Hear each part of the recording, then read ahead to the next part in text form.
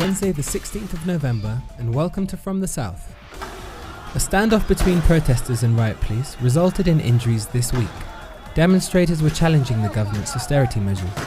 One measure under examination is an increase in the 11% withholdings from public servants' pensions to 14%. An increase of as much as 30% has previously been considered. It is reported that the state barely has enough money to pay many public employees or keep hospitals functioning. Chilean police fired water cannons at public sector workers protesting this week during another strike over wages. This after the government decided to reject a 3.2% rise in public salaries. The president of the Workers' Union, Barbara Figueroa, said the solution is in the hands of the authorities, as they have already lowered their request from a 6% to 4% increase. However, the government has not wanted to move from 3.2%. To help ease the political standoff between Venezuela's opposition and the Maduro government, 3 members of the opposition-led Senate have resigned. The lawmakers Julio Igaza, Nirma Guayarrola and Romel Guzmana had been inaugurated into the Senate despite being barred by the court. There are pending allegations of fraud in their respective states from the December 6th elections. President Maduro welcomed the resignations. He assured that elections to fill the now vacated positions will be held in the near future. The presidents of Guatemala, Honduras and El Salvador have launched a joint security system. It is aimed at countering the operations of gangs and drug gangs in the region. The initiative will allow soldiers and police to carry out coordinated border operations to prevent the flow of gangs, human trafficking and drug smuggling. It is hoped the plan will strengthen the exchange of information on police intelligence. Also, to optimize border controls. Some 17,000 people in those 3 countries were killed in 2015 by gang operations.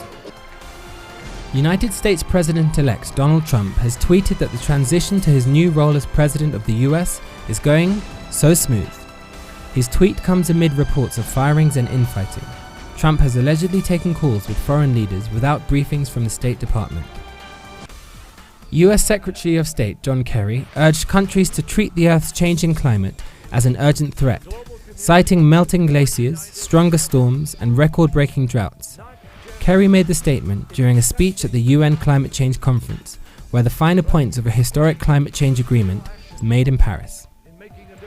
2 white South African farmers appeared in court on assault charges after an online video emerged showing them pushing a black man into a coffin and threatening to burn him alive. The men will remain in custody until the case resumes on January 25th.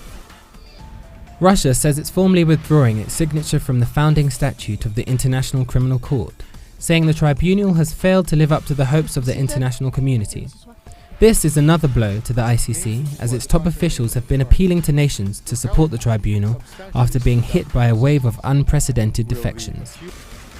All 3 of Germany's coalition leaders have presented current German Foreign Minister Frank-Walter Steinmeier as their candidate for president.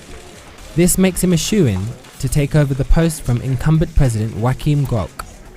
His new post would create a vacancy at the Foreign Ministry at a critical moment in relations with Russia and the United States. The influx of refugees heading to Europe is showing no signs of slowing.